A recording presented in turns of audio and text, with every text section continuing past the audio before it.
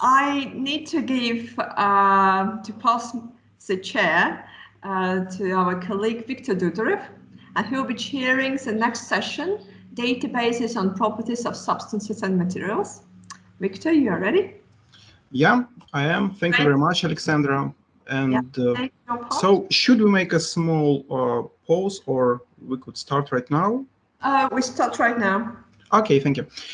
So then I would like to introduce the session Databases on Properties of Substances and Materials. And the first report will be given by Toshihiro Ashino from Toyo University. So he will report us about implementation of materials data integration using Ontology.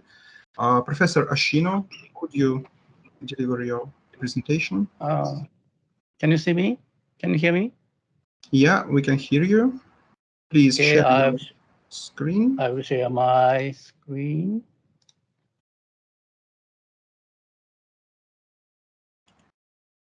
Can you see my screen? Yeah, exactly. Thank you. You can start.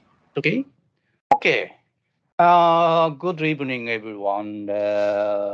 Japan is now the evening, and I'd like to talk about our sample, our preliminary implementation of materials integration using Ontology, and colleagues Mizuho and NIMS, and data integration.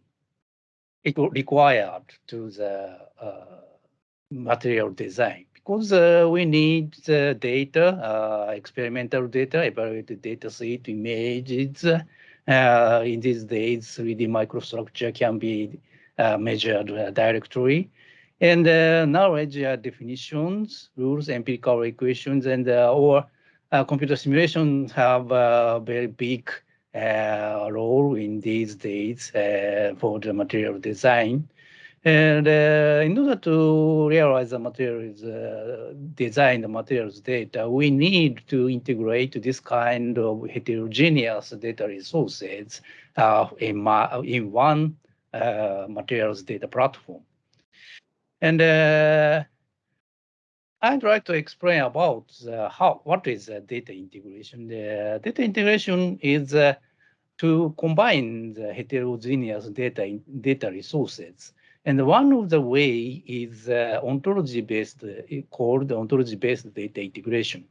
Ontology represents the semantics of data. And by using this structure, ontology structure, ontology-based data integration uses semantic network made by ontology. And there are several approaches for ontology-based data integration. I think you can find the entry data ontology-based data integration in English version of Wikipedia, and there are several listed several approaches. And we employed one of the way single ontology approach. And this approach is there are several heterogeneous data resources, and mapping these heterogeneous data into one single ontology. It's called global ontology, and we use the materials ontology to integrate this material ontology. When I started this develop this material ontology, there had to be no other ontology for materials, and I named just called it materials ontology. But I regret we defined its own name, but we still now call it material ontology. I'm developing our group is developing the material ontology over 10 years, and it's one single ontology. And we are trying to mapping the experimental data and the other heterogeneous data into one single ontology. Our materials ontology contains several structures, And the properties, material properties, process definition, and microstructure and the material types. I can show you just a part of the this ontology, and this figure shows you basically the property part of our materials ontology. And the property name, what kind of specimens, definition of specimen structure, geometry, or such kind of definition is written in this materials ontology. And our plan, this is one of the demonstration is mapping the different structured schema material database. We have different structure, different schema. And the central part, yellow part, is the definition of materials ontology. Upper part is some physical property database defined by the NIMS, Japanese National Institute of Material Science. And this structure defines the chemical formula or thermal conductivity of such kind of some physical database structure. And below, green one is IST schema, database schema for same some physical properties. And AIST is Advanced Institute of Science, Advanced Institute for Standard Technology in Japan. And they also provide basically they provide the standardized some physical property database. And NIMS and IST developed a completely different data schema for the same material property. And we tried to integrate these two different schema into one materials ontology. And we mapped the two schema into one global ontology, and we demonstrated how to exchange data, these two different databases. And now I'm participating in the Japanese government project, and it's called Materials Integration. And its purpose is to integrate several computational methods and databases and improve the development of structural materials, basically structural materials. And now our project is, I'm sorry, in this figure, part of them is in Japanese. And upper left shows the materials ontology structure. And the lower right displays the several measured databases and computation outputs. And we developed the materials we extended the materials ontology structural materials property. And now trying to mapping the data items from experiment or computation into the single ontology structure. But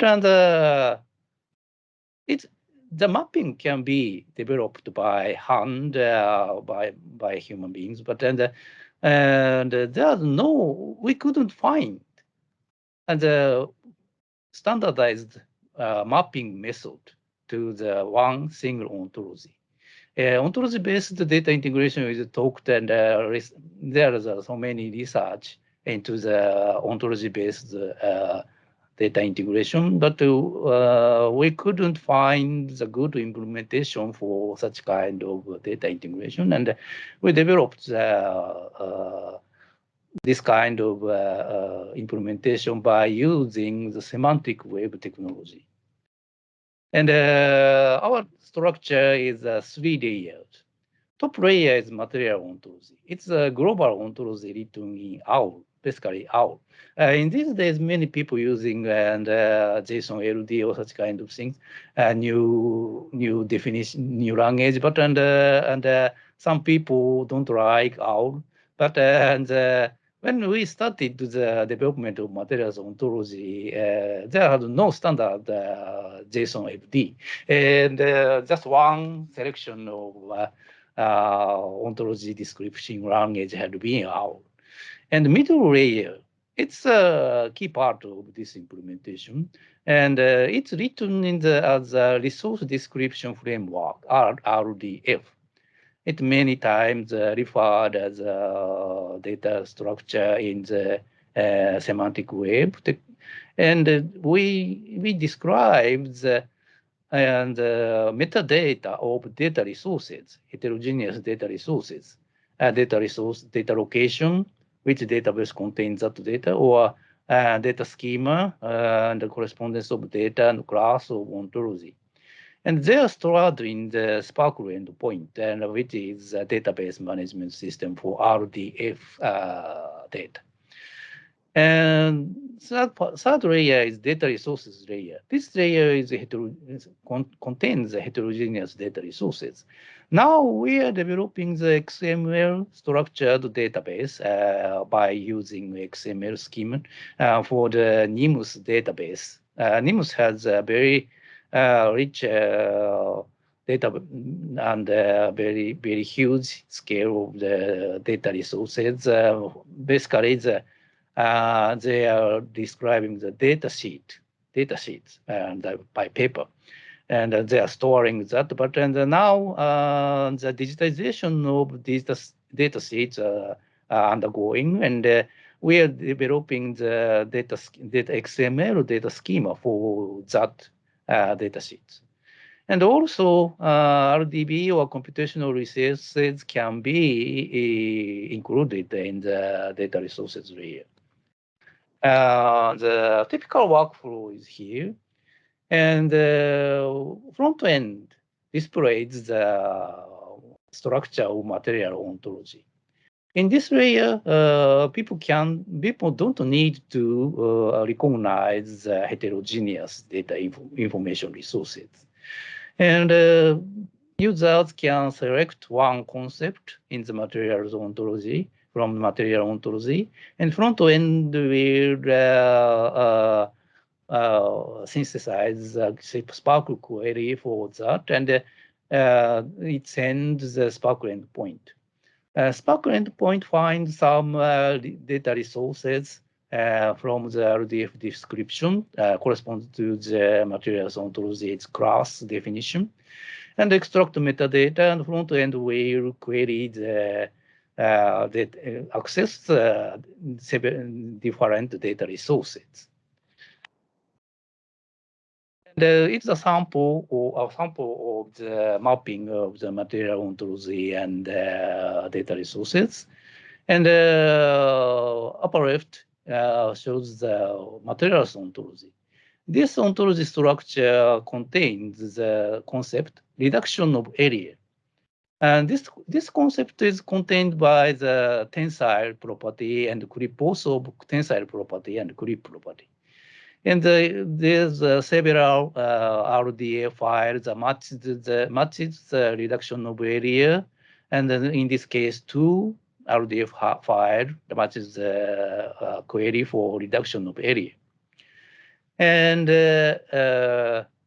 these two RDF file contains the how to extract the corresponding data from the XML file. In this case, one of the definition is XSD, XML schema definition file, upper right side. And the second one is XPath directive, which can be extracted the XML formatted data file and the reduction of area data item. And the second definition is from the tensile string, clip property, and this RDF description contains the upper class, and of the definition or reduction of area. Our basically our allows multiple inheritance, and reduction of one concept can have several upper classes. This shows some of the kind of context of the data, and the meaning of the concept different in case of the upper class. Which upper class? The reduction of area came from under the tensiles or creep. It displays different data resources. And in this case, also the data is stored in the XML schema defined XML file, and it can be extracted from the data file by the XPath. It's a very, very small example of data integration by the RDF. And data access, we expect the data access. One is the data, XML structured data, how semi-structured data. And this can be written by, that can be extracted by XPath directive. And XML data can be defined by XML schema. In this case, in such case, XPath definition is very easy. It's derived from the XML schema definition, but not that such kind of XML data not structured by defined by the XML schema, and it can be used. But in such case, defining XPath is not so. Because the verification of XML data is difficult, and it's not assured that data can be extracted by defined XPath. And in case of RDB, we expect the SQL query, put the SQL query on the RDF definition, how to search, extract the data from RDB, relational database. And also, we are considering the computational resources. RDF can define which kind of code, computational code, and we put which kind of parameter values for computation. And also, we're expecting the equation defined by described by the open math. And the conclusion is the role of ontology for now we are investigating the ontologies and role of ontology and integrating different schemas of the database and heterogeneous information resources. Now our implementation just using ontology for data navigation.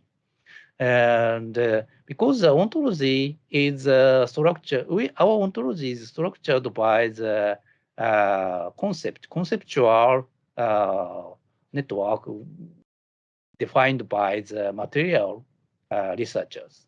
Then our ontology can be easily followed by the material researchers. And but the database schema or RDB schema is difficult for the understand by the material engineers or material researchers. And now we are trying to connect such kind of heterogeneous data by the special material ontology made by material specialists. And it will make the navigation of data makes easy. And people can obtain their data from heterogeneous data resources by the same procedure. And we developed the 3 layer to achieve this kind of functionality, we developed a 3-layer model and testing that, and how to now investing how to write and metadata in RDF, and also we are developing the XML schema data structure for NIMS structure, NIMS material data set. But now we are extending that as a data set from JAXA or Nuclear Research Institute in Japan. And also we are trying to disseminate such kind of data structure to the some Japanese steel making company or some company for using the materials. And that's the end. And this project had been supported by Japanese JST, Japan Science and Technology Agency. And that's all. Thank you. Thank you very much, Professor, for a very interesting speech. So do anyone have questions? Maybe a short one from me. Are you going to make some just data access via some application programming interface to your ontology? Yes, we are trying. Now, other group of our project is developing the material integration system, which runs the workflow for the material data and connecting microstructure and the material property. And now we're discussing from such kind of integrated material design, but from the material platform, we are discussing about to access the data with this ontology. Yeah, it will be very interesting if you could manage to do this. So thank you very much for your contribution. Any raised hands? So thank you. Thank you. Thank you. The next talk will be given by Fabio Piane, Molecular and Materials Basic Ontology, Development and First Steps. So please, Fabio. Can you hear me? Hello, can you hear me? Hello, yeah. Okay, thank you. Please share your screen. Yeah, okay. Okay, thank you. As you already said, I'm going to present you MAMBO, which stands for Molecules and Materials Basic Ontology. We will see the development process and the first steps in the instantiation processes as tests, and of course, in the end, we'll see some future steps. Here you can see the entire team that worked on MAMBO together with me, Matteo Baldoni, which you already seen before, Mauro Gaspari, professor at the University of Bologna, and Francesco Mercuri, already mentioned before, the head of the Diamond Lab here at the ISMN-CNR in Bologna. So why we focused on molecular materials? Of course, as we all know, advanced materials are a key to enabling technological process in many different sectors, and in particular, molecular materials are a new trend. And if you want to focus even more on organic molecular materials, we can see many different key sectors like folding and flexible electronics and biocompatible devices and materials. So, of course, when we start to talk about so many different sectors and so complex applications, the need for a systematic organization of knowledge rise pretty quickly. And in particular, we have to be able to structure efficient workflows, both on the computation and in the experimental realm. The main problem right now is that in general, for material sciences and for molecular materials in particular, we have a pretty severe lack of standards, and this strongly limits the communication. In particular, we found out here in our own institute that sitting at the same table with the experimental scientists and computational scientists pretty often turn out to be quite hard, because we have many limitations in how to explain them what we are doing and understanding what are the more complex hurdles that they have to face in their research. So that means that anytime we have to move to a proximal but little different sectors, so every time we open a new line of research, of course, we have to start from nearly a blank board, developing ad hoc pre-processing procedures of data. We have to define new languages in some sort, and in particular, new dialects for any different research line in a different related topics due to molecular materials. So the main objective of Mambo is to define standards for terminology and definitions, while in giving a lot of attention to the process of creating a common interface for computation experimental results, not only to be able to more effectively speak to our colleagues, but also for being able to use data coming from computational experiments and experiments doing in the lab for the same processes. As Matteo said before, my main expertise is machine learning, so I'm very I do a lot of work on data, and I'm very focused on making data more easily usable, more integrated. In particular, because many of us already said, we usually deal with restricted numbers of data. So being able to use together computational data and experimental data is, in my opinion, of course, a pretty strong point in favor of this kind of endeavors. We obviously didn't start from nowhere. We started from many related works. In particular, we would like to cite HEMO, which is the basic ontology for chemical and physical entities, and it works as the basis for many of the different works in ontologies for science, in particular material science, chemistry, and physical. CHADBI, which is as you can see here, the dictionary for molecules entities. It's focused on small chemical compounds, and we use it for the words and the concept related to molecules. MDO, which is an ontology for the design of materials, of course. It's focused on computational workflows, and we use that in order to use it as a basis for the development of our own hierarchy for computational workflows. HOSMO, which is the ontology for simulation, modeling, and optimization, which of course we used as the same way as MDO for grasping some inspirations for structuring the workflows relating to ontology for simulation, and modeling. And also we would like to connect with the pre-existing database, which is one of the main objectives of Mambo, as we'll see later. In particular, we focused on Optimade and Nomad. So switching to the development process, we started with meetings with domain experts. Here in Bologna, we are actually an institute for the development of nanostructured materials. So we started talking to our colleagues about what they are doing, their most representative lines of research. And in particular, together with them, we developed a set of competency questions, which we used in order to drive the development of Mambo. We realized a set of tasks we would like to organize using Mambo, and using the organization down of these tasks to develop the actual hierarchies. And finally, a set of use cases we would like to be able to use Mambo with.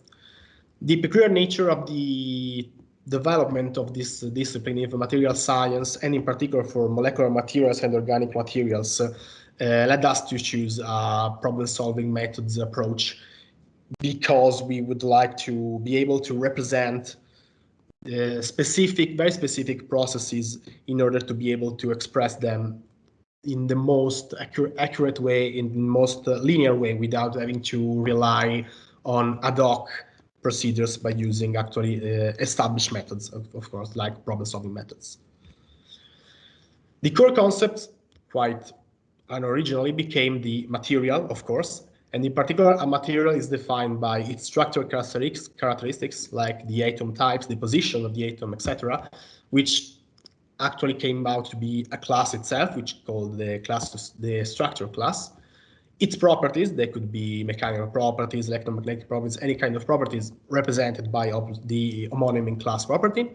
And then we move to define the two other concepts, which are measurement, which is the concept related to all the experimental workflows, where we try to define a general structure on how to decompose experimental workflows, and of course calculation, which is the analogous of measurement, but regarding, of course, the computational realm.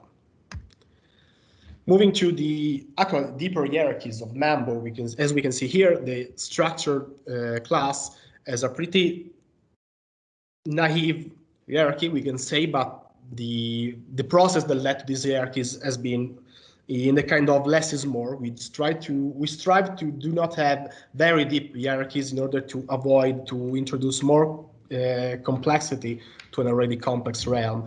And in particular, a structure is identified as the sum, we can say, of many different components. You can say here molecular system, structural unit, particle, and atom.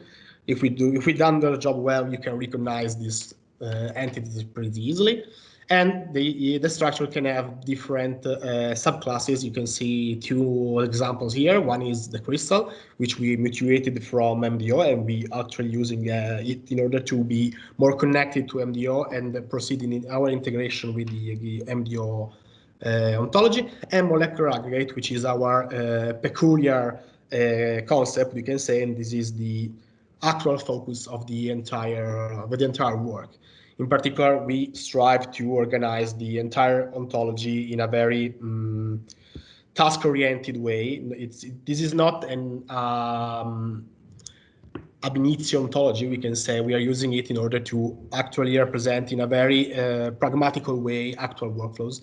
Molecular aggregates are the concepts, the entities we are dealing more here in the ISMN. You've seen one, for example, in the Matteo's talk for the DPB aggregate, and we wanted to represent them in the most meaningful way. So we thought like molecular aggregates needed their own class, and they can be represented at the sum of their subparts, like exactly molecular systems, atoms, etc.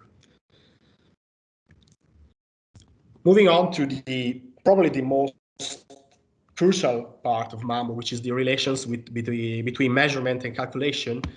In particular, here we see their relationship with property, and the property is, at the end of the day, summarized at a value and the name, and we can say, for example, even a unit measure. Properties, you can have many sub-hierarchies like chemical, electromagnetic properties, mechanical, etc. And of course, a property can be determined, and the value of a property in particular can be determined with a measurement or a calculation, meaning with an experimental workflow or with a computational simulation. Both measurement and calculation have their respective method class, which collect different methods related to the different realms. In particular, for calculation, we can see here DFT, molecular dynamics, kinetic Monte Carlo, etc. They also gather the parameters of the computational or the experimental method. And here we strive to create two different hierarchies, but that are analogously related to the property, in order that to give a researcher the possibility to gather the deepest details about a workflow. So if you want to actually know any specific parameter of the specific computation a colleague led, you can, using the deeper hierarchies of the computational method. But if you just care about a property and its value, you can easily integrate data coming from measurement or from calculation, just staying at the upper level in order to avoid the unwanted details, but being able at whenever you have the necessity to do that, to gather more deep details. Oh, sorry. So in order to validate the structure seen thus far, we started to do some instantiation experiments, and in particular, we started with pretty simple and straightforward tasks. But then after that, we'll see a more realistic and complex one. In particular, we try to do to represent the process of energy minimization of the DPB pair, and in particular, the theoretical procedure, we can say, is composed by 6 steps, which are, of course, identifying the molecule we want to analyze, getting the structural files to lead the simulation, compile the force field, define the initial condition of the entire simulation, choose a software to lead the simulation, and, of course, in the end, gather the output, which is the optimized structure of the molecule. These steps can be represented in Mambo, as you can see in the light green square. In particular, the molecule is identified by its structural files, which are in our peculiar case a PDB or XYZ file and a top file, which stands for topological file, which are instances of the molecular system class. Of course, we have the different atoms present in the molecule in the files, which of course are atoms, instances of the atom class. We have the file gathering the characteristics of the force field, which is an instance of the interaction potential class, which is related to the molecular dynamics subclass in the computational method realm. We have some software-specific procedures. We call them structure configurations, which are gathered in a specific subclass, which is a structure manipulation class. And then we have the details of the actual computation, which in that case is an energy minimization procedures, which of course is an instance of the molecular dynamics class. And its actual initial conditions are passed as parameters of the energy minimization instance in the molecular dynamics realm. And of course, the final output, the DPB count, is again a molecular system. So the same procedures have been led to a more complex, we can say, workflow, which is the actual creation of the aggregation of DPB molecules. The procedures is for some aspects quite similar, but more complex in the sense that other than identifying the molecule and getting the structural files, we have to compile the force field again. We have to distribute randomly the different copies of the DPB molecules.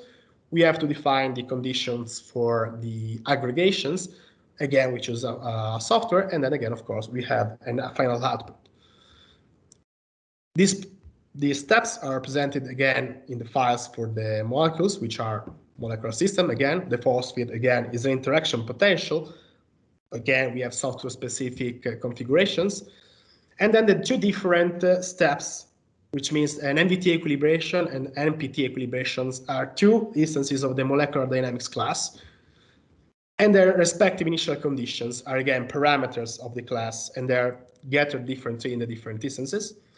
And here you can see the relevance of the molecular aggregate class, since the final output DPB aggregate is an actual molecular aggregate, which we found out here is the actual moment when we decided to introduce the molecular aggregate class, because we realized that the aggregate of the DPB molecules cannot be represented as a simple molecular systems because of the intrinsic difference between a pair of molecular DPB molecules and an entire aggregate of DPB molecules, which has characteristics that go beyond those of the single pair of or of a restricted number of element of molecules. So, concluding talk. Regarding the future steps, we obviously have to lead more complex instantiations experiments in order to see if we can actually represent the most complex and obviously meaningful workflows. We also have to start to try to do experiments on the experimental workflows in order to see if our hierarchies and our concepts can hold even in that case, or if we have to introduce some differences in the hierarchies of the experimental workflows with regard to those of the computational realm. We have to stress more on the naming convention in the entire ontology in order to make them meaningful, of course, but also easily understandable to the researchers which are already doing their work on this realm, in order to make the use of the ontology as easy and immediate as possible. Sorry. We have to assess the effectiveness of different implementation strategies, in particular with care to future extensions of the ontology, because we would like to extend Mambo to extend and specialize Mambo for related domains, like as mentioned before, for example, flexible electronics, etc. Maybe we could develop an extension in the meaning of using Mambo as the core and developing a sort of a new ontology using Mambo as its base for representing flexible electronics or organic materials for example, organic medical application, etc. So we have to test how to do and to extend Mambo without breaking hierarchies and without having to tune the core of Mambo differently in order to fit to different domains. We will strive to reuse more terms from pre-existing ontologies for the deeper hierarchies and for the new extending domains. Even because Mambo alone cannot solve the entire problem for the representation of materials. So integrating the pre-existence work and making Mambo usable from pre-existing work in order to extend themselves is, in our opinion, a crucial step in order to develop a really strong semantic assets for material science in general. And speaking of semantic assets, we would like to use Mambo and all the semantic power it leads to design a database for molecular materials, which can integrate with previous database we saw at the beginning of the talk, and in order to make researchers able to easily query for data on pre-existing work, or for example, to discover that some work is missing in order to fill the gaps or to load the results of their own work to make the material sciences can develop even quicker. Thank you. So thank you, Fabio. Any questions from the audience? Then I'll get one. Please tell me, what are your future plans about some minimum valuable product that you could show us? Maybe some web interface that could access the data via your ontology or something like that. Yeah, of course, in the long run, we would like to have a free accessible database or an open in the prospect of an open access data for open science. In the near future, probably we are just trying to create, we can say, a toy example in order to tell everyone how we can accelerate the process. The next step in our work is to use Mambo in order to restructure the approach in particular for machine learning applications. The ones you saw, for example, in the previous talk from Matteo. We would like to accelerate the process of developing data-driven technologies because, of course, in 20 minutes it's hard to say how many times we needed to in order to come out with features, come out with the elaboration of data, how to gather data.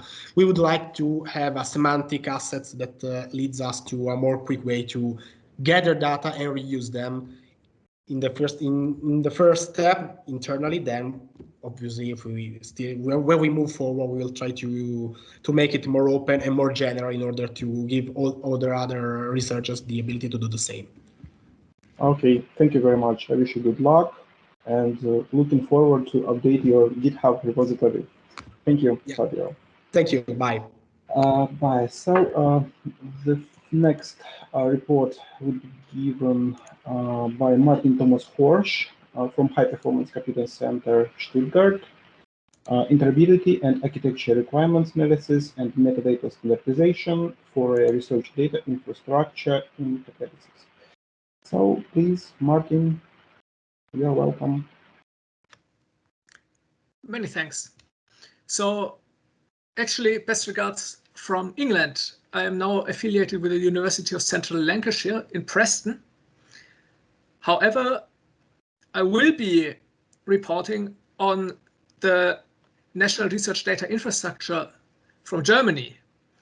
And I have become involved in that work through my previous affiliation with the High Performance Computing Center, Stuttgart.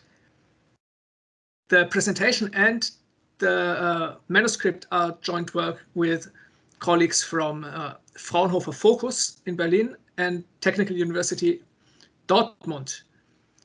Specifically, this is about the National Research Data Infrastructure for Catalysis-Related Sciences, NFDI for CAT.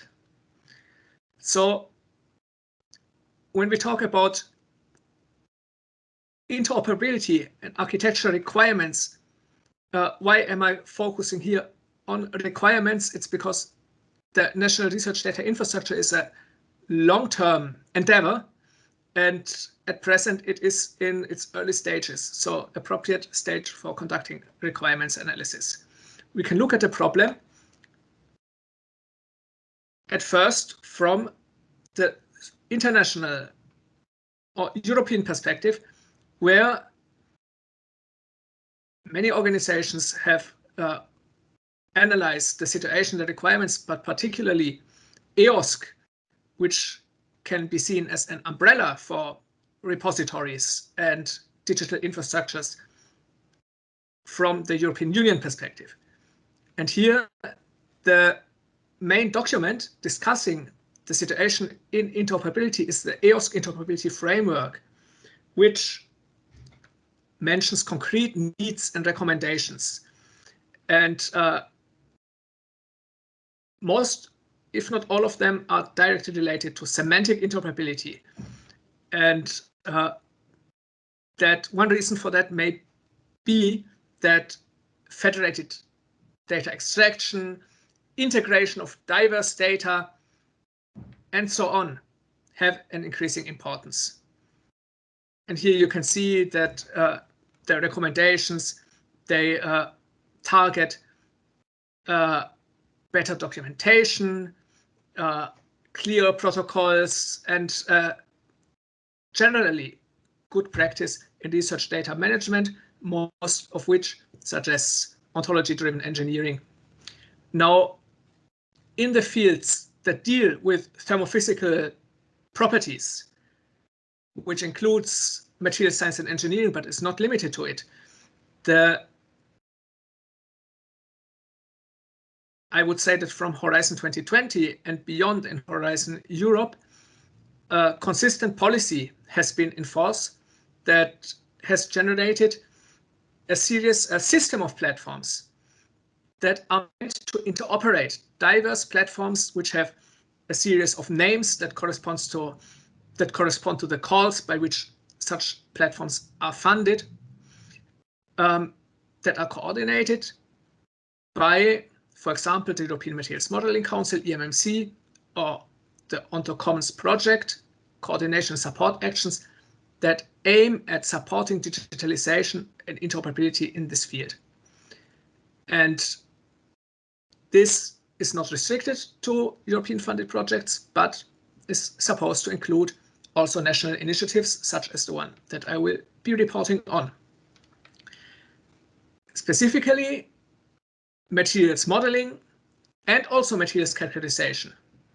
And the digitalization and semantic interoperability in these fields has been advanced systematically by the European Materials Modeling Council, EMMC-ASBL, now a non-profit association, an organization which has been created through funding, or its creation has been supported through funding from that program, but is now operating independently as a disciplinary association, which has its focus precisely there in advancing digitalization, ontology development, interoperability, and a systematic approach to the different ways, the different methods that we have in materials modeling. So now at the German level, the national level, how this is treated for obvious reasons varies strongly between the different countries. And in Germany, there has been a major effort toward really integrating the whole academic landscape into a system of research data infrastructures that facilitate fair research data management. And this is called the National Research Data Infrastructure, NFDI. So far, so this is subdivided into disciplinary consortia. Each of those consortia is meant to develop and manage and make sustainable a disciplinary research data infrastructure so that all academic data can eventually be ingested and managed on these platforms. And this includes also, in our case, which is the National Research Data Infrastructure for Catalysis, here it is clear, because of the discipline, that we have a strong component of academic industry collaboration. That is generally the case, but here it is very strongly the case. It's here absolutely impossible to ignore data from such collaborations, and this poses particular challenges to the way in which the FAIR principles can be upheld for data that are not necessarily open to everybody. For that reason, it is particularly relevant to conduct a thorough requirements analysis for such a consortium that you can see is advised by many relevant industrial partners, scientific societies, and the coordinator of the project is itself DECEMA, the German Society of Chemical Engineers. So let's look at how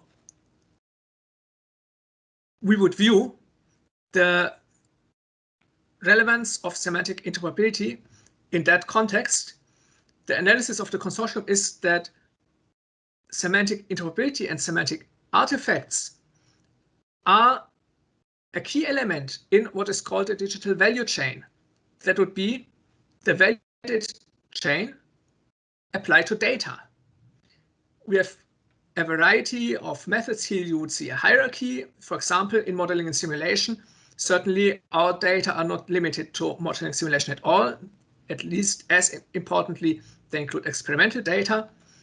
And you need to be able to communicate between these systems which produce data with a heterogeneous provenance coherently. We have done an analysis of what the relevant existing ontologies and also XSD metadata standards are in the different parts of catalysis as a domain or catalysis related domains. And on this basis, the consortium is in the process of developing its own system and making it as interoperable with pre-existing semantic artifacts as possible. The architecture also needs to be a multi-tier, complicated architecture because it needs to be accessible and usable by the whole academic landscape in the end. This also means that in a requirements analysis, we need to talk to many different partners. We have done that, and that in addition to, it is not enough to create one central repository, which is one of the components, a central overarching repository that includes a meta portal, a single point of entry to that. We also need local repositories for obvious reasons. Sensitive data often can only be stored locally. Partners would not, or academic groups would not agree to having them stored anywhere else. This might even not be permitted by consortial agreements or other collaboration agreements with industrial partners. So that will be necessary. And not all of the local repositories can be identical. Some of them will have to be tailored to bespoke needs locally, depending on the circumstances and the previous work. So having said that, let us now look at how we obtain the requirements for this development, which is a long-term endeavor. For metadata standardization, as I mentioned, we have surveyed the landscape of pre-existing semantic artifacts, and we have been employing the common technology, the common approach of collecting competency questions as a basis for developing ontologies. Unsurprisingly, many of those competency questions are given in German. That shouldn't be very surprising here, so apologies for showing that content as it is. The metadata standardization process goes far beyond that in the NFDI for CAD project, and will first target creating auros based on involving the whole German academic landscape and obtaining feedback on what are the appropriate definitions of all the terms that are relevant to catalysis, which you can imagine is a challenging task by itself. And in parallel, ontologies are developed, and then eventually, hopefully, this is integrated into one coherent system that satisfies the needs. Architecture requirements.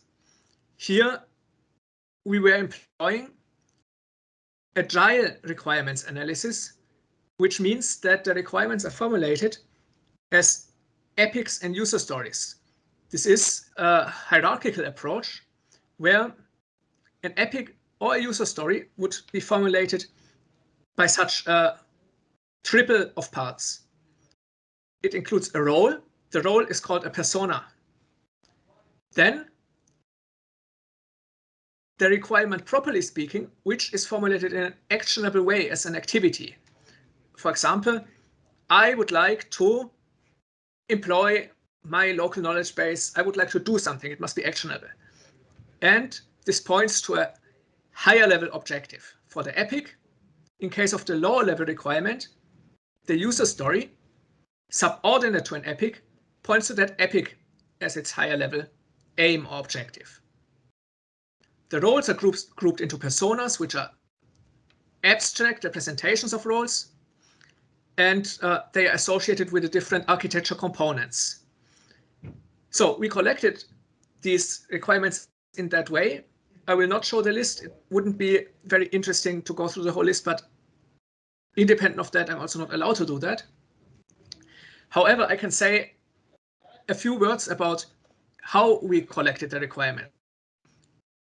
We had interviews with consortial partners and some partners even who are not formally part of the consortium but are only associated to discuss their research processes and how an actual access to the research data infrastructure would occur within a research workflow.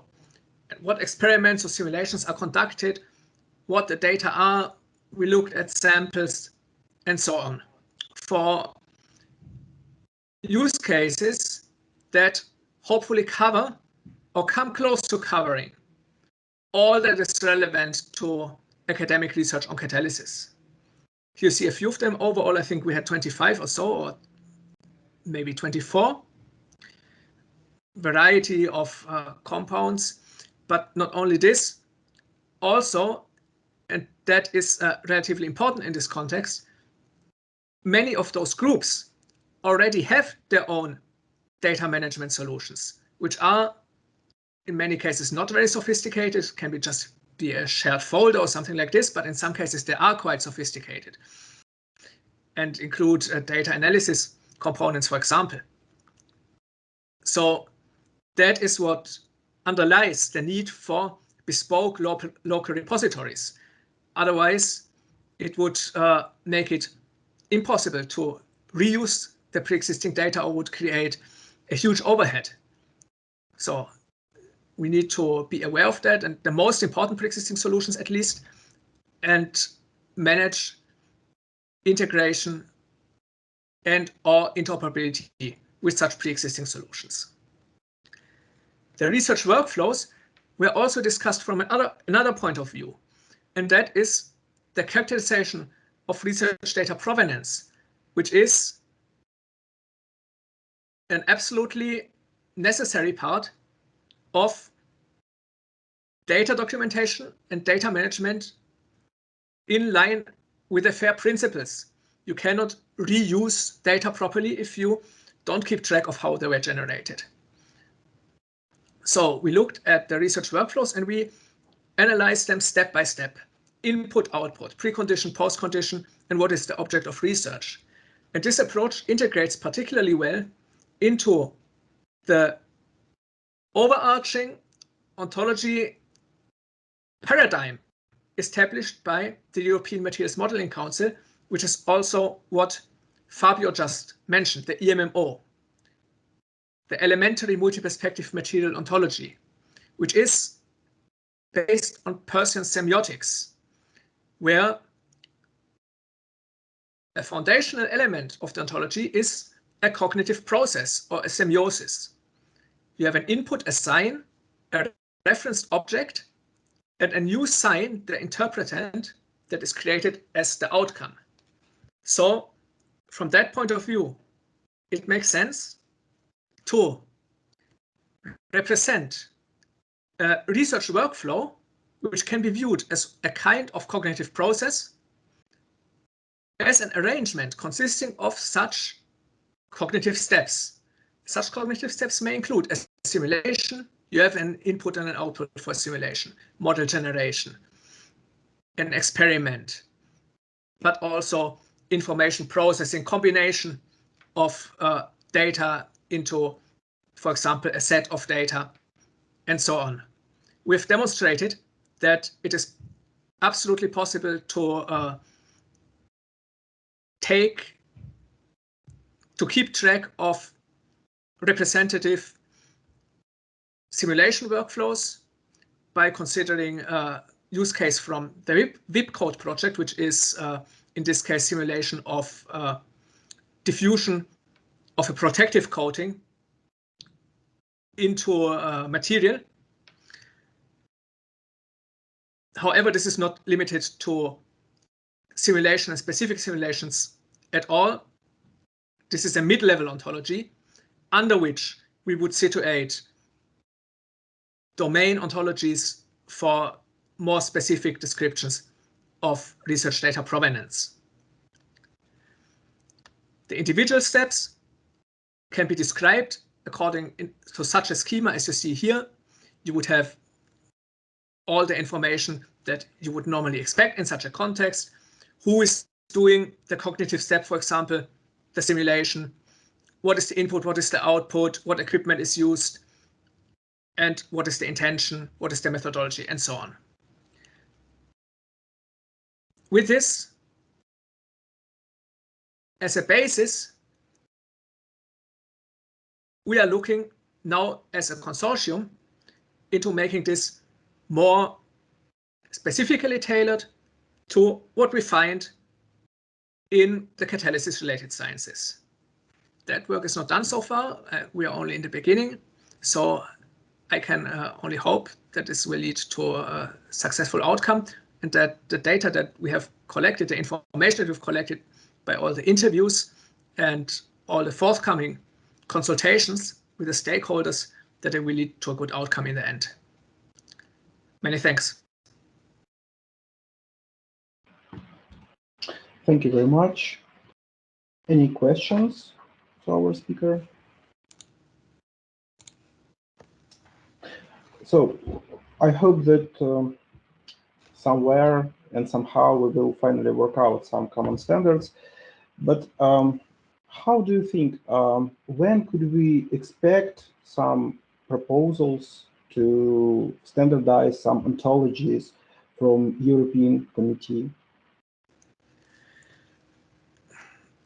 Yeah, the question is what sort of standardization you would expect, but the Onto Commons project targets precisely this. It is hard to impose one standard on everybody because of the huge body of pre-existing work, but the main foundational ontologies that are in industrial use, including the EMMO, including the BFO and Dolce, they come together in this project, which is a coordination and support action, and consult all the communities, where I think also this community is perfectly welcome to get involved, those who have not become involved so far, and drive the development of domain ontologies that could then be considered a kind of standard. Thank you. This report is Victor Dudery from High School of Economics, and it is devoted to searching for an optimal data platform for relevant information search in inorganic chemistry and material science. Please, Victor. Thank you very much, Nadezhda Nikolaevna. Here I also represent not only Higher School of Economics, but also institution named after Baikov. So our talk is devoted to searching for an optimal data platform. And as far as you know, development and utilization of databases on inorganic substances and materials properties is widespread all over the world. And such database, in fact, are a basis in providing informational service for specialists from all countries. In fact, here you can see the most significant databases on inorganic materials properties. So they are developed in Russia and in other countries. For example, in Russia, they are developed by organizations that belongs to the Russian Academy of Science as a rule. And in the world, the main distributors of such databases are NIST from the USA and NIMS from Japan. So in attempt to systemize the most valuable databases, we created a special resource called Information Resources on Inorganic Chemistry. It's available via World Wide Web. Here you can see the link for the English interface of the corresponding systems. So it contains information on information resources. Currently, we have more than 120 links to other external databases from 17 countries. So you are welcome to visit this resource and just make some search. However, there are a lot of databases, and so the dispersion of information among them is just great. So that's why we need to integrate all this information somehow to provide efficient online information service for material science specialists. And here comes three common technologies called EII, EAI, and ETL, or data warehouse. They can cover a wide range of problems, from integration of data to integration of applications, from real-time integration to integration in batch mode. Naturally speaking, when we talk about some external resources, as a rule, they can be seen as a web application for external users, and the web server itself, the server side, can be developed and split into two parts. The first part is an application server, and the second part is a database server. So here in my talk, I will concentrate on the first approach. So we will talk about EAI and some problems with performance that was solved during the current research. Basically, standardization is a key element when developing integrated information system. So taking into consideration inorganic chemistry as a problem domain, we have developed a hierarchy of chemical entities that reflect information in any existing databases on the very top level. So here you can see that chemical system is on the top level, so it describes only qualitative composition of any substance, and after that we dig down to the compound, which also characterizes the quantitative composition. Here you can see some indices, and after that we can just formalize a modification. So this can be a particular crystal structure type or something like that. Of course, this hierarchy is only a top-level view at our substances, but nevertheless. So when integrated information systems at web interface level, so it's required to provide some facilities for browsing relevant information contained in integrated information systems.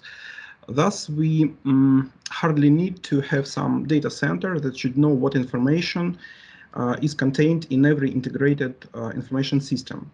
And this data center was developed, and it called Metabase. And at that very slide, you can see a brief formalization of Metabase contents in set theory methods. So here you can see that we formalize the relevant information in terms of subsets of Cartesian products of chemical systems. So this is our approach. And to quickly find the relevant information on chemical objects, we need to construct some special graph. We called it relevance graph that stores information on chemical objects, similarity at system, compound, and modification level. So to keep things simple and not to go deep in details, we will consider the relevance graph at system level only. So we treat chemical system as a set of chemical elements, naturally, and chemical systems are vertices and edges between them define chemical similarity. So here you can see that copper, indium, sulfur is connected with indium, sulfur, but between indium, sulfur and gallium, arsenic, there is no connection relevance, so there is no edge in the graph. By the way, relevancy graph is defined at substance and modification level also, with its vertices and their corresponding edges, but to keep it simple, we cover the top level today only. To access the data, we just provided some single access point. So from the user perspective, it's just a website, and user can see the periodic table, so he or she can select some set of elements. Then we search in metabase to get some relevant information on that very chemical system and show this information in a table view to a user, so user can see some databases that contain information on a particular substance or chemical system. So the user can select some property or some database, click the link and follow to the external resource and get some information from it. So the most performance problem, however, are to find super system that exist in any of integrated database.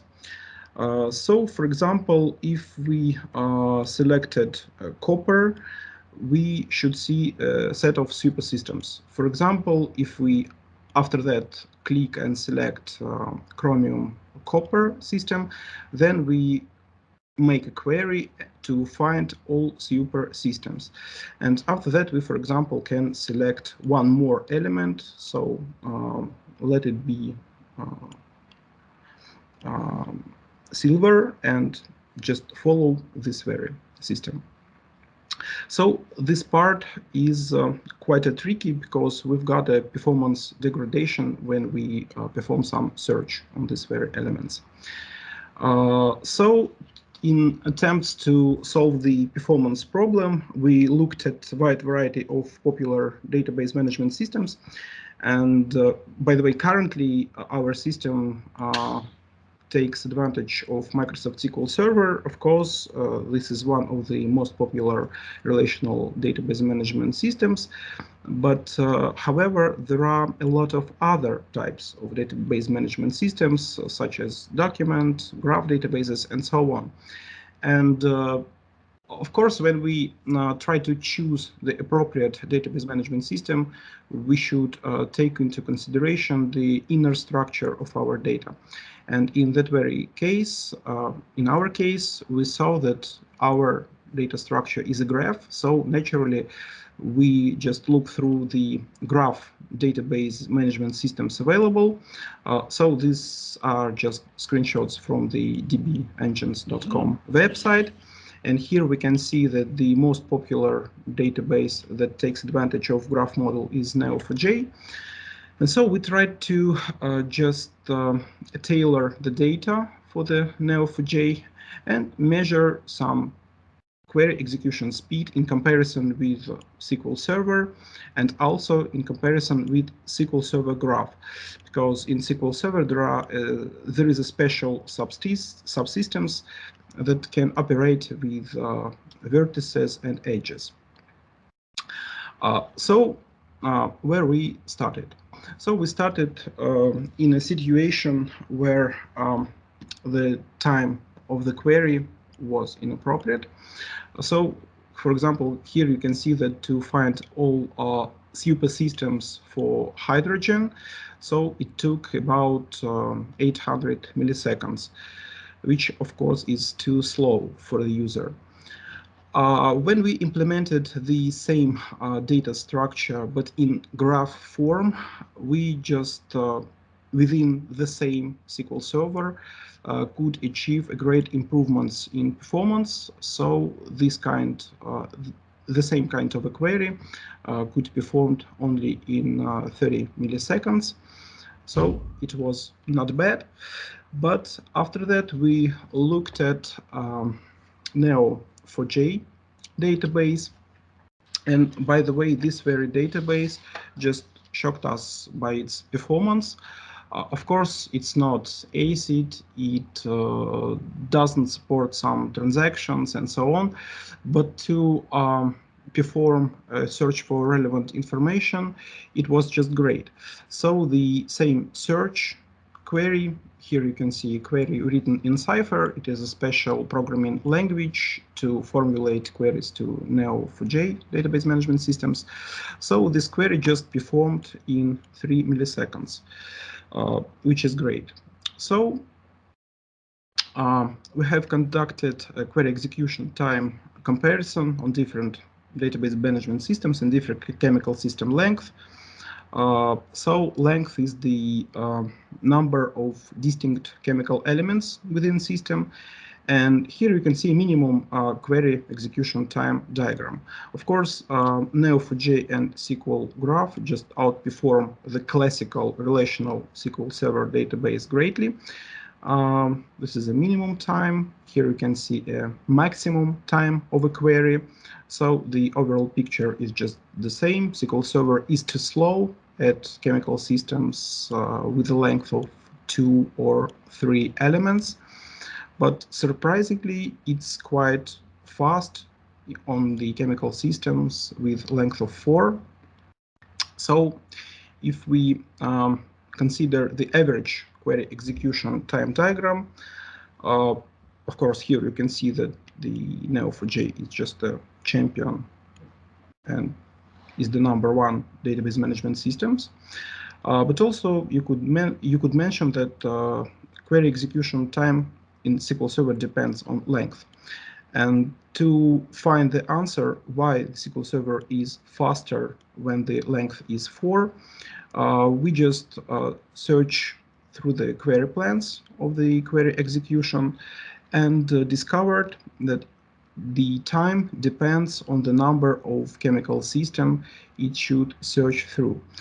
So the length, so the amount of chemical systems with length of 5, that is chemical system that consists of 5 chemical elements, is about 4,000, which is less than the amount of systems SQL Server should look through when it searches for the relevant information for the chemical systems with length 4. So this is the answer on the question why SQL Server works faster in the last case. So, of course, synthetic tests are great, but we should also consider the real improvements in query execution time when we consider the overall system.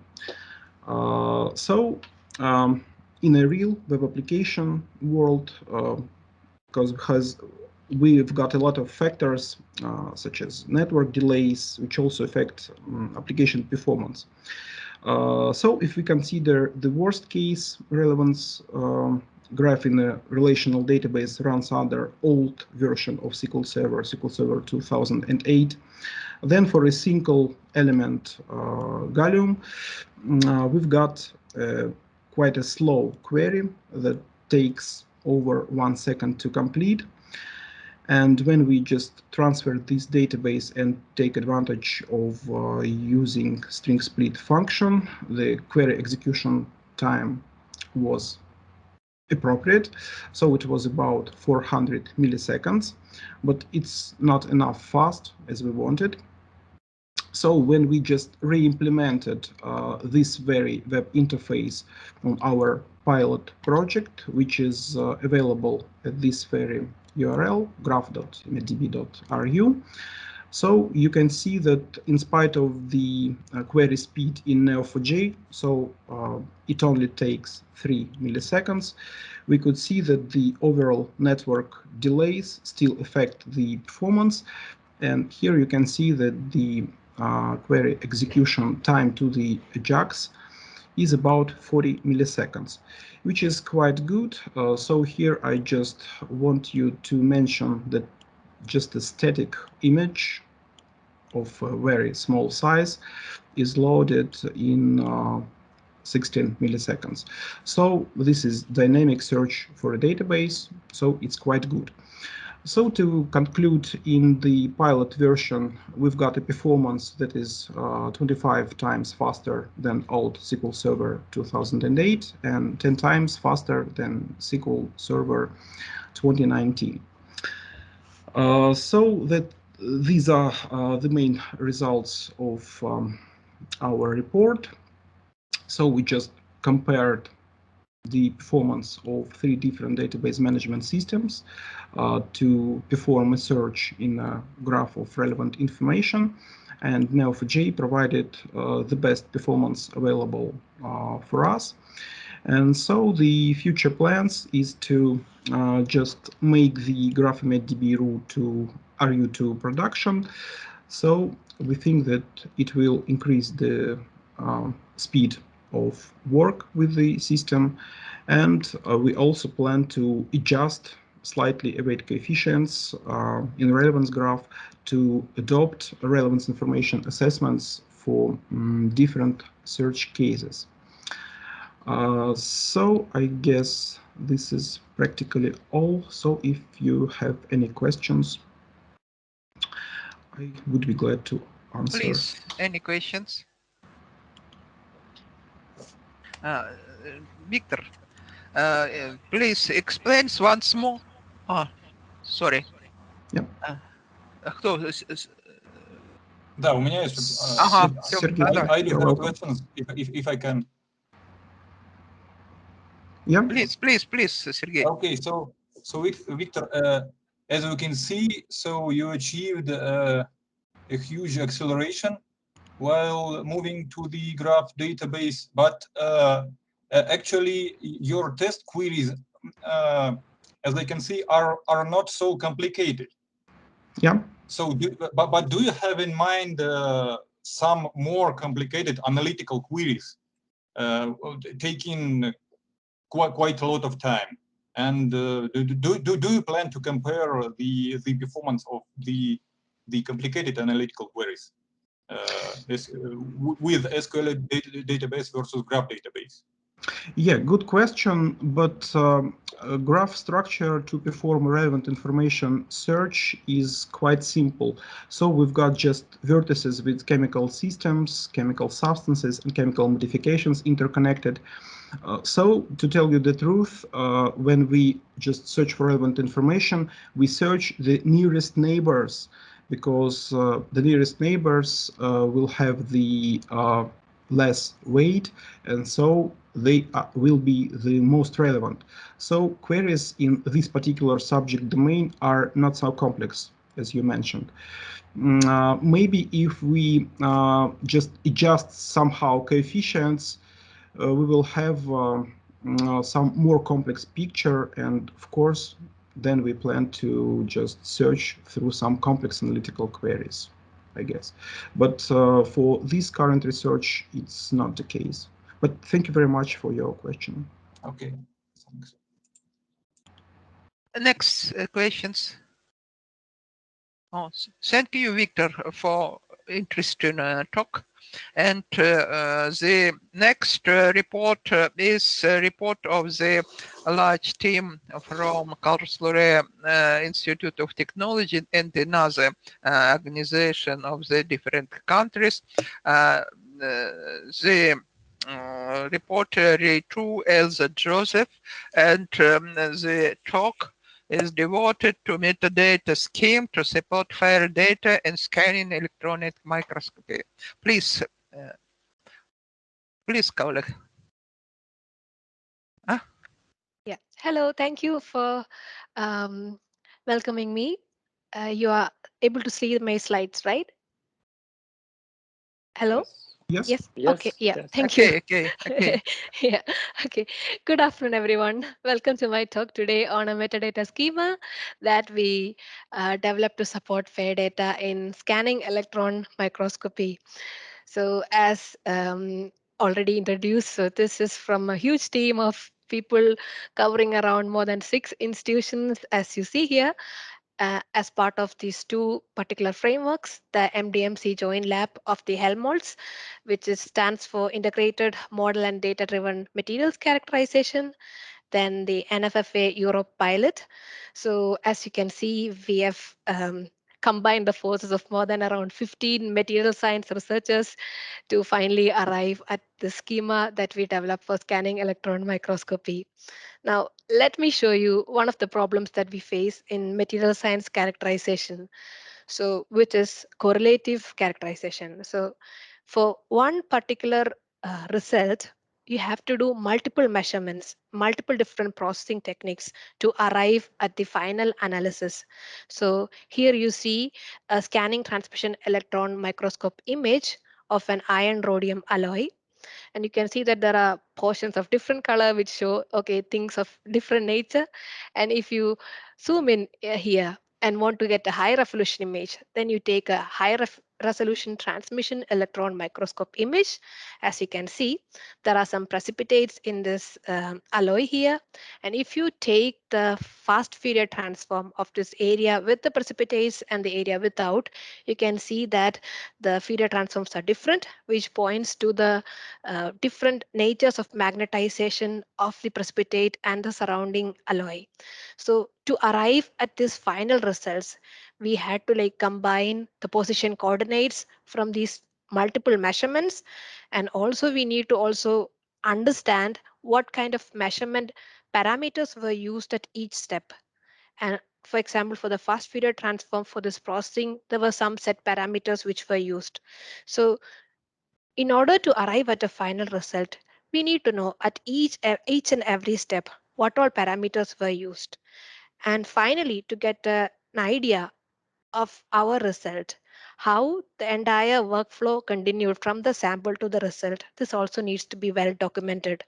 So in such a situation, it is clear that we need a detailed metadata schema for each of our experiments. Now, let us look at what are the schemas available generally in science. So, for example, there are these high-level schemas like the Crossref Dublin Core Datasite schema.org, which are normally well known to everyone.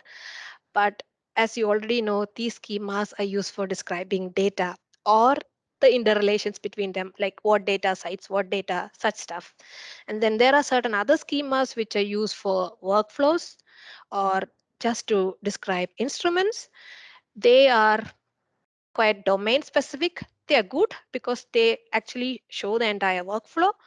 And for example, this persistent identification of instruments recommendation from RDA is only for showing the manufacturer details about an instrument. So they are not giving you what kind of measurement settings were used when a particular measurement was performed.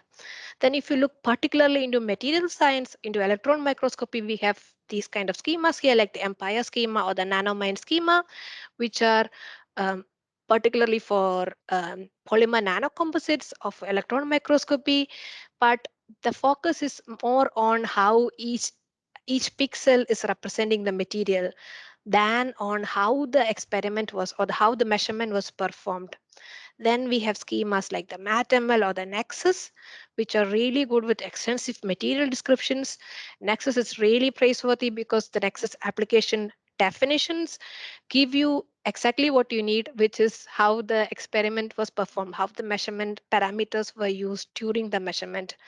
The only problem with Nexus is that it is defined for neutron and muon studies, so it does not have a schema for electron microscopy.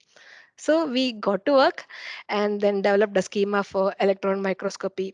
Now, I would like to take a step back and again go into the workflow during an experiment. So here you can see that normally we have a sample, and using an instrument, we do some sample preparation, and then we get a specimen which is measured using an instrument, and this results in raw data, which is now processed with some software and then further analyzed using a software, or maybe not analyzed. Now, in correlative characterization, like the example that I mentioned before, then we'll have multiple branches arriving from the sample, and finally everything would be combined to get the analyzed data.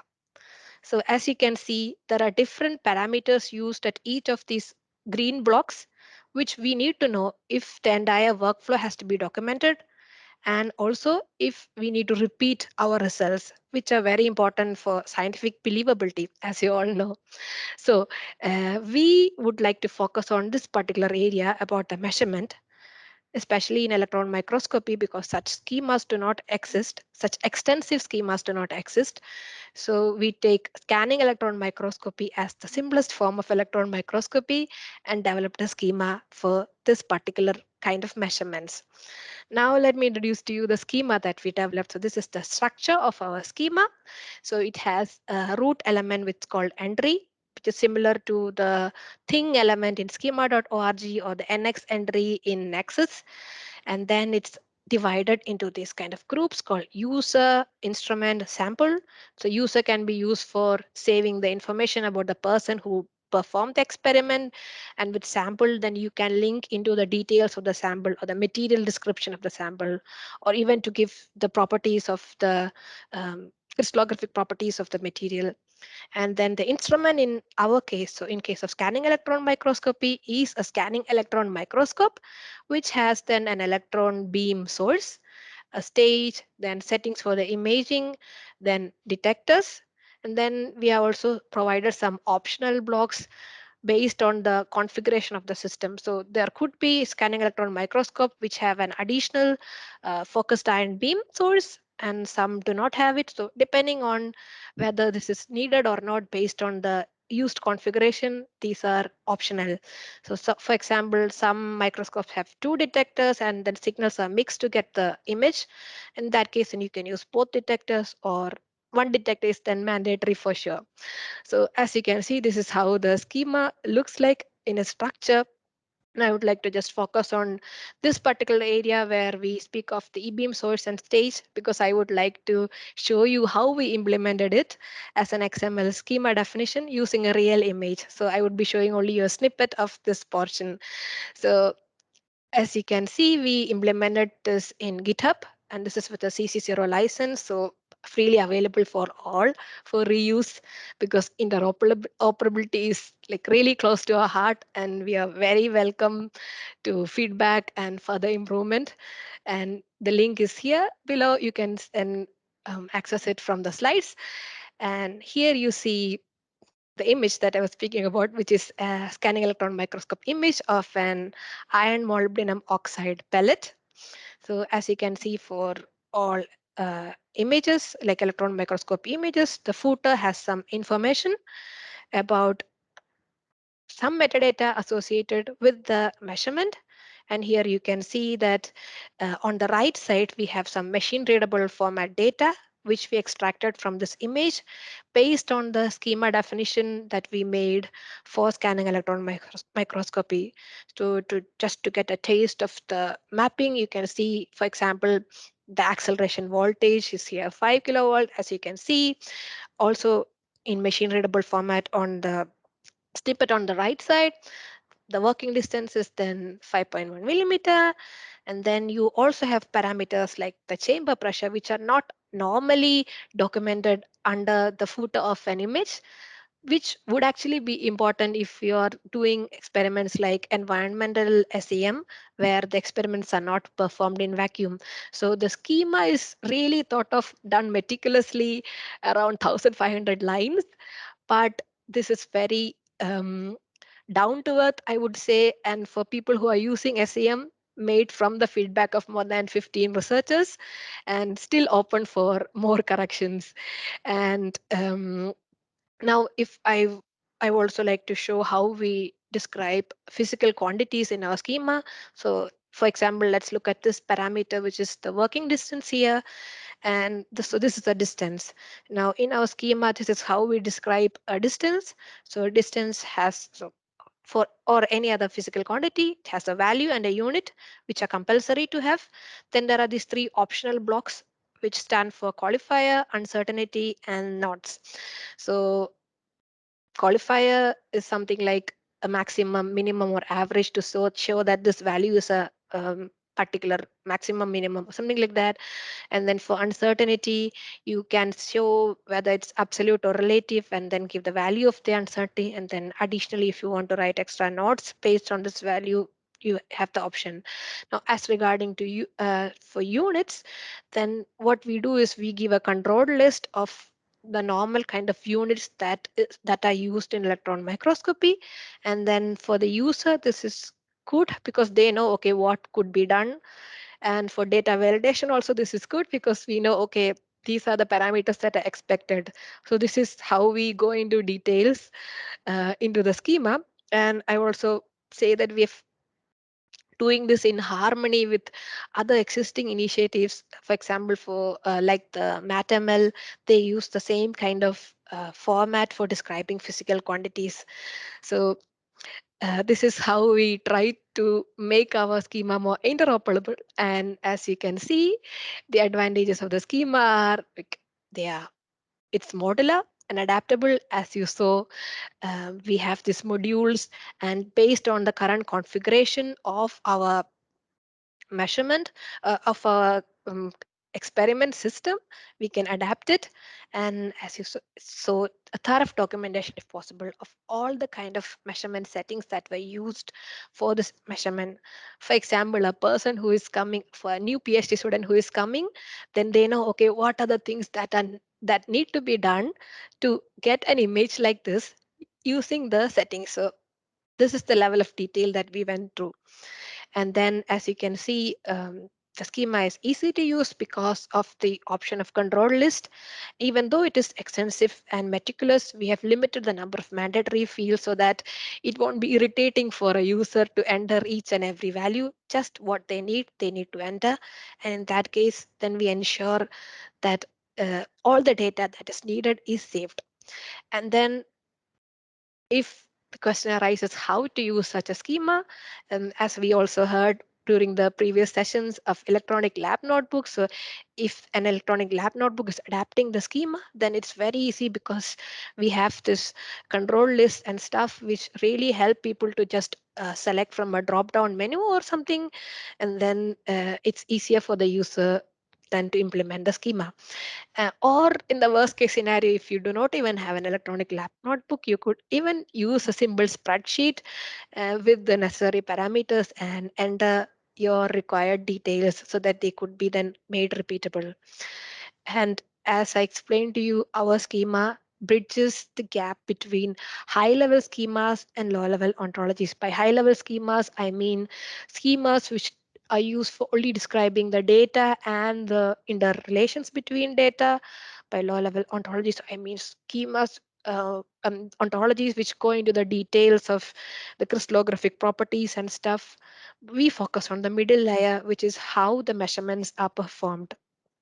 Now, as regarding challenges and future work, as it's already clear to you that we have not dealt with material description because there are numerous pre-existing ontologies, like how we just heard from the talk of Professor Ashino, or but the two talks before me. There are always ontologies there, and which can actually be linked in future, which we are planning to do in future by linking it to the sample aspect of the schema. But we have not done this ourselves. And then, as it is clear, community adoption is something very important if we are using the schema, because different manufacturers and different users might be using different terms for the same thing. And that is why it's important that this agreement on common terms is very needed. And that is why feedback is also important. So I I'm waiting for more feedback actually. So we have like involved around 15 researchers from around 3 countries, but more the merrier. And then another initiative in this approach is how we are developing a glossary for electron microscopy under the Helmholtz metadata collaboration. So this can be also found here in this link under GitLab. So anyone can then raise an issue about a term, and then people would discuss, and this is how we can like decide upon whether this term means that, and how different people can give their opinion based on that. And as I said, correlative characterization requires multiple measurement schemas. And what we did was just to make a schema for scanning electron microscopy. So as future work, we are currently in the process of developing schemas for transmission electron microscopy, atomic folds microscopy, scanning tunneling microscope, etc. And to conclude, I would say that what we achieved is that we modeled how an experimental workflow would be in case of via how we obtain data from the sample. So the entire workflow from sample to the results. And then we accurately described metadata of scanning electron microscope measurements. And then we implemented scanning electron microscopy metadata in a machine readable format using XML schema definition. So the data can be saved as XML files. And we can say that the schema that we developed is a first step towards correlative characterization. So with that, I would like to conclude my talk and thank you for listening to me. And I'll be very happy to answer your questions. Any questions, please? Sergey Alexandrovich. I do have a question. So, Yes. okay, actually, the development of metadata representation schemas and so on in the way to achieve fair is very fine. But okay, I think you realize that the final goal here is to insert your data and programs and workflows and so on in some research infrastructure. In your case, some infrastructure for material science. But so, do you have some plans? Do you have in mind some candidates for such infrastructures that you are able to extract your metadata schemas into this infrastructure to provide people with ability to reuse your data, your programs, and workflows? So this is in plan. So like for the talk before so the talk from Martin Horsch, he introduced the different NFDI initiatives in Germany. So there is a new NFDI initiative which will be launched to the end of this year, which is called NFDI Network. And under this one, this is particularly emphasized that we developed a research infrastructure, particularly for material science. So that's called NFDI Network. So this is in plan. So this is being implemented. And as for me, I work in the computer science section of Cultural Institute of Technology. So we have capacity to save data, but we also wanted to make sure that there are existing metadata schemas that are down to earth when it comes to measurements. So that was our focus in developing the schema. Thank you. Yeah, thank you. Следующий вопрос. Next question, Vladimir, please. Vladimir. Would you please unmute your mic? Yeah, Yes. Yeah. Thank you. Okay. Thank you for your presentation. Very interesting presentation. It's for me too, because I work with scanning electron microscope on different types of scanning microscope. I have two short questions. Yes. First question is what factor most affects the measurement error and accuracy of determining the phase components in new materials? So for me, let me first say I am not an expert in scanning electron microscopy. I did my PhD in electrical engineering, but right now I am helping people do material science and data science together. So, but if it's not regarding the science, I would say in our schema, as I explained, how we can include uncertainties and errors for each physical quantities. So this is possible at each step, at each kind of setting that you give, at each measurement that you give. So that option is provided in the schema.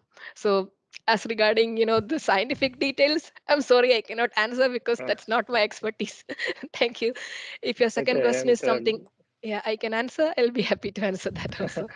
Okay, because the accuracy of determining of the compositions changes with change on the working distance between the sample and the electron gun and the different parameters. You change many parameters on scanning electrons. Well, you need change that, you need to change result, and you need use measurement of error. It's many parameters you need include in your systems and in your modeling system. Yes, so which is precisely why we need an extensive schema where at each step it's documented how you did this. Normally if I look at papers, they give you only a very little detail of how this experiment was done. But with that data, you cannot just reproduce an image. Okay. Yeah. Okay. Thank you. Yeah. Thank you. Think about it. Yeah.